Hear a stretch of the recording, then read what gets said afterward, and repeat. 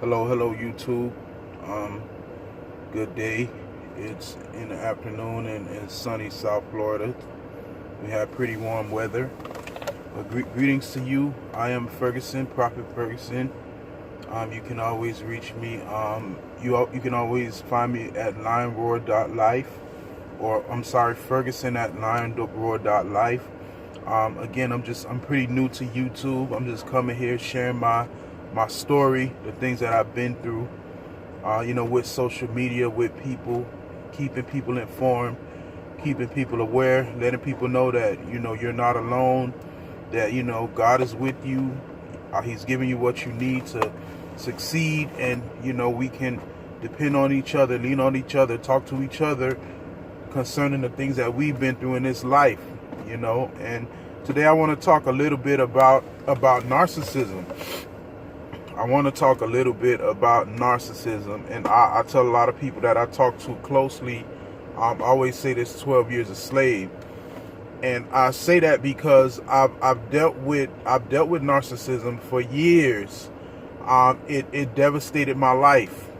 As a matter of fact, I'm just going to tell a part of my story.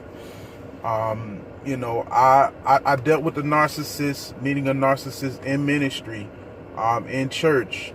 And again, I always leave this disclaimer. I'm not a religious person. I don't like religion. I embrace spirituality. But again, I met this individual in ministry. And when I met them, I really believed that it was meant to be. From the beginning, it was a lot of love bombing. It just, my mind was just blown. And I really felt in my heart that this was the right person for me. So again, in the beginning, we started out, walked down, jumped the broom. Things were good. Things were copacetic. I mean, there was some friction along the way. But me being the empath that I was, or that I am, because I still am an empath to some degree, but this experience has caused me to curb certain behaviors within myself. But during the course of my relationship with the narcissist, there was always this friction. There was always this emotional discombobulation and discord.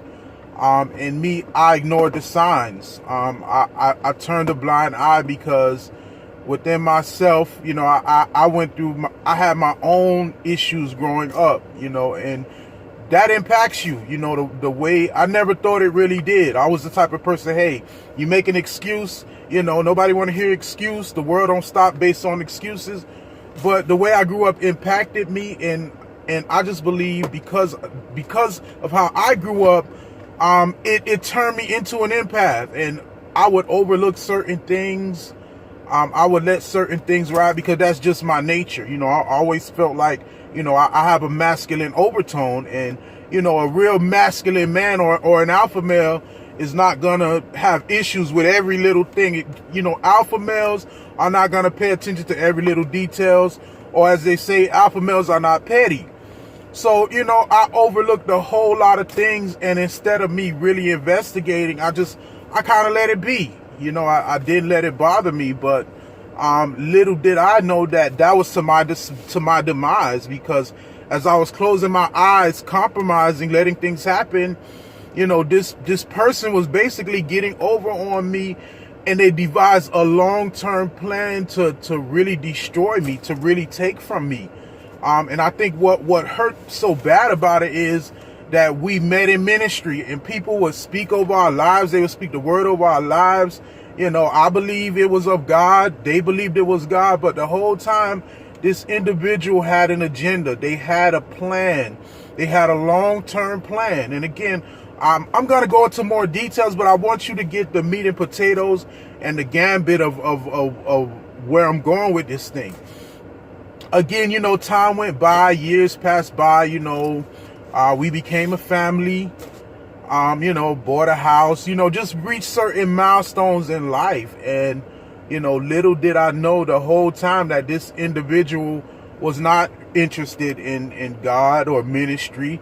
This individual was not interested in me. This individual had a hidden agenda, And when it came out during the end, I mean, it killed me. It killed me. But again, throughout the whole relationship, I knew something was wrong. Emotionally, there were issues. I mean, I always felt empty and drained by this person.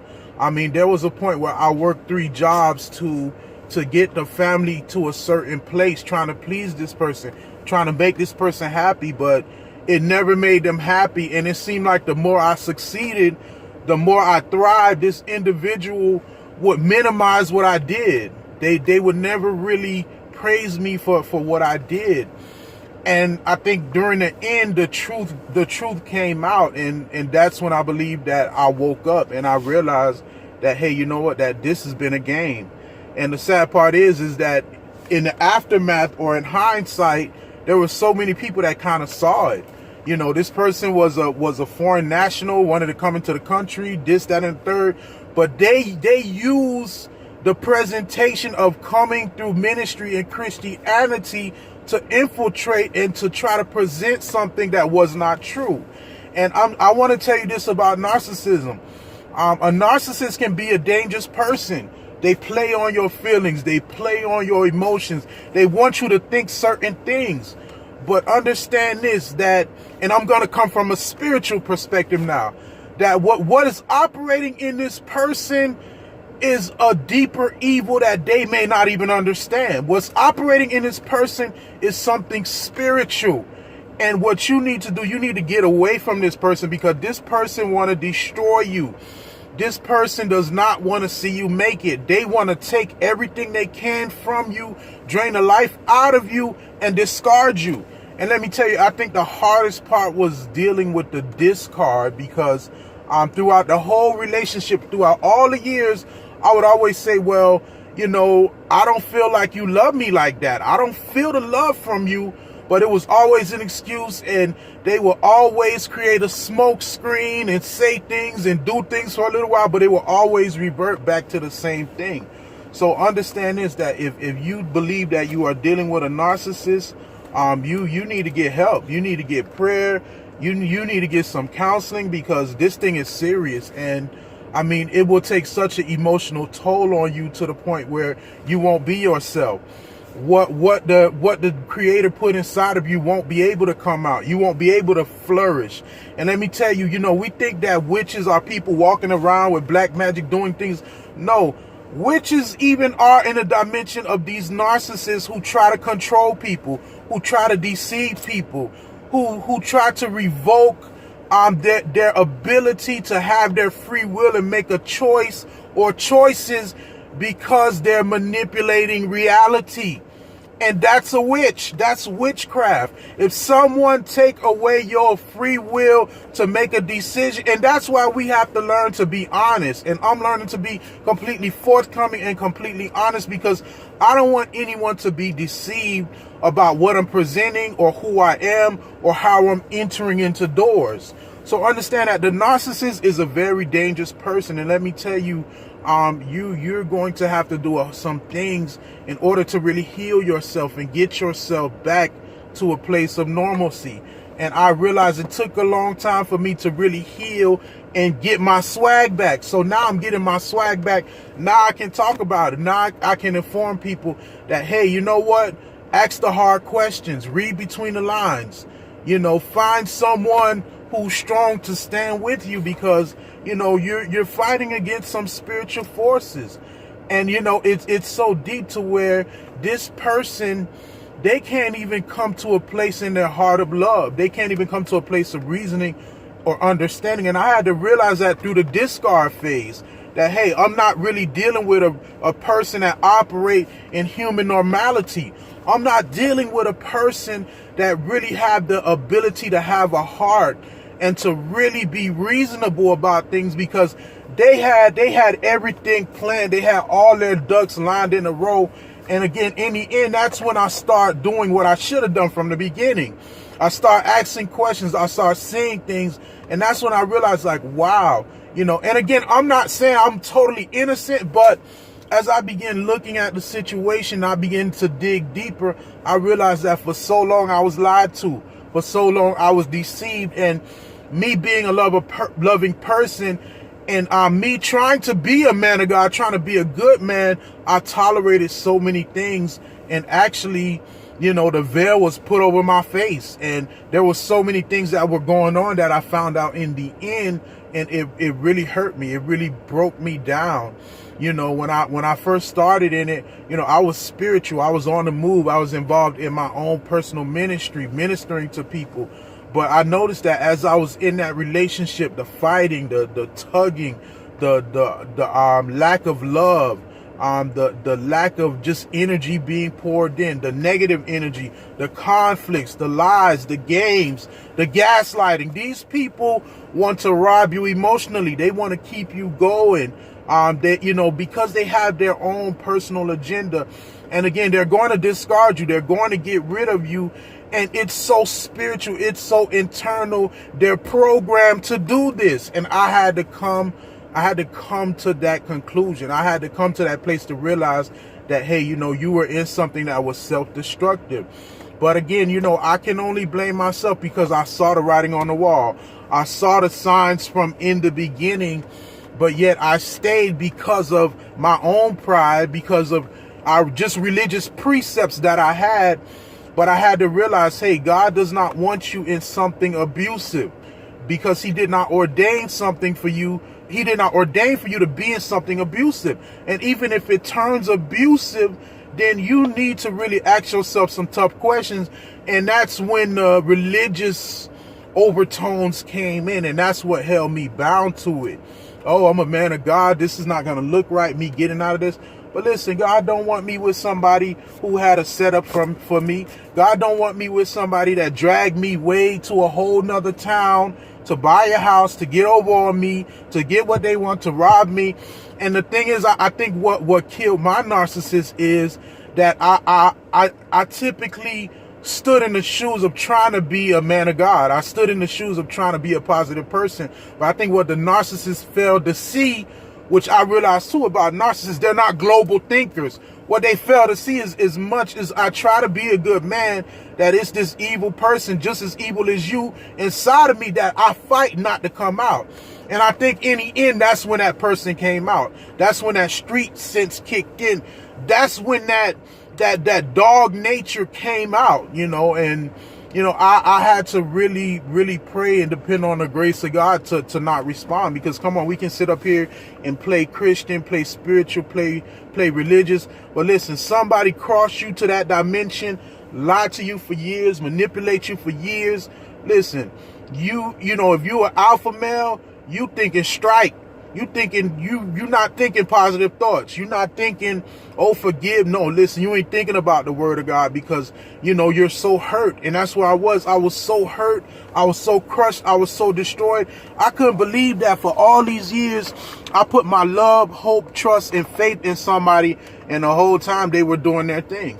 You know, and I'll confess too, I did my thing too. You know, I stepped out of the relationship because I felt like, you know, I was being abused. I felt like I was being neglected. I didn't feel appreciated. And what really caught me and grabbed me in was the fact that I would meet other people, and they would see the goodness in me. They would see the positivity in me. They would see the value in me. And they would, you know, and again, it wasn't intimate. The people I was talking to, is just, you talk to someone and they realize, hey, wow, you know, you have this gift, you have this talent, you know, you're helpful, you're loving, you're giving, you know, and people, they'll see who you are and value you. But narcissists, they don't care, because it's all about them. It's all about their agenda. And listen, they're going to do what they want to do, and ain't nothing you can do to stop it. And what you need to do is change yourself. And that's what made me even come to the realization that I was dealing with a narcissist. And me being spiritual, as I began to come back into the depths of my spirituality, I realized that, you know, a psychologist deemed this as a mental health dysfunction or disorder. But from the prophetic spiritual dimension or perspective, I realized that this is something internal. This is something spiritual.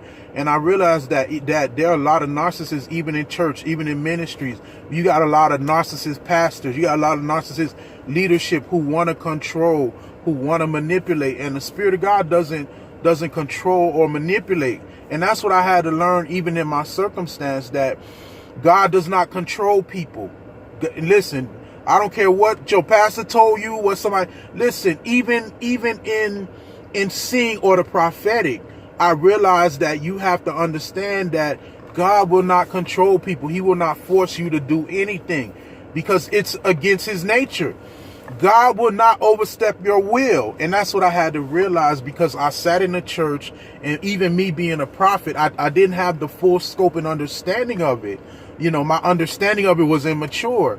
So I just believe, okay, if God says something and this person said something and that person says something, then it gotta happen. It gotta be true. This gotta be the one for me. No, listen, you gotta keep praying. You gotta try the Spirit by the Spirit. I'm not telling you to doubt, because even the scripture, even Paul tell Timothy, he say what? Remember the prophecy. But also remember, you have to be careful when you're dealing with people, when you're dealing with relationships. And I've learned even with the prophetic needs to be your mile markers, but your faith have to be your game plan, your roadmap. Because again, God is not going to force you. He's not going to control you. He gives us all free will. And people say this all the time, not to get off track. They say, oh, why would God allow that? Well, God does not really interfere with man. It's when we call upon him, he'll intervene. So, you know, through this whole narcissism aspect and experience, I've learned and grown so much. And that's the beauty of it. Now I can sit back and tell somebody else, hey, listen, you know what? If you're dealing with a narcissist, this is what you need to do. You know, and again, I'm here for you. You can reach me at Ferguson@lionsroar.life. You know, God bless all of you. I pray that your day goes well. I will be on here. You know, I know it's a lot of people going through this, because I was in the same position and I started Googling stuff. And matter of fact, the first thing I came up with was manipulators. And as I began reading about manipulators, I realized, wow, I've been dealing with a manipulator. But as I really start reading more and doing more research, because I have a background in psychology, as I did more research, I realized that, wow, this is narcissism. But, you know, my story gets deep. It get crazy. And I want you to hear my whole testimony. I want you to hear the whole thing of what I've been through. It was mad. It was crazy. It messed my life up. It jacked my life up. But it put me back on a spiritual track. It strengthened me. It renewed me. And I'm glad it happened, because I'm more sharper. I'm more keener. And if you're in a situation, you believe you with a narcissist, you know, you can come out. And when you come out, you'll be strong. You'll be strengthened. But the hard part is coming out and realizing that you have more value than this person or these people are deeming you to really have. So again, have a wonderful Sunday, and look for me on here. We fighting against these spirits. We fighting against these evils, because you know what? That's what the enemy wants. He wants to devalue you. He wants to pull you down. He wants to distract you. He wants to take away from what's on the inside that's supposed to come out. The fruit that's supposed to come out that people can eat from, where you can prosper and others can prosper and others can prosper. So again, look for it. We on here. We're fighting. We're pushing. Again, go to lionsroar.life. We're taking this thing serious. We're trying to help people get free. We talking to each other. We networking. We getting together. And, let's stand up against narcissism. Let's stand up against manipulation. Let's stand up against the spirit of the enemy who's trying to destroy us. Come on, black, white, red, yellow, Jew, Muslim, Christian. Listen, the enemy want to destroy us. And, we have to wake up and see the truth.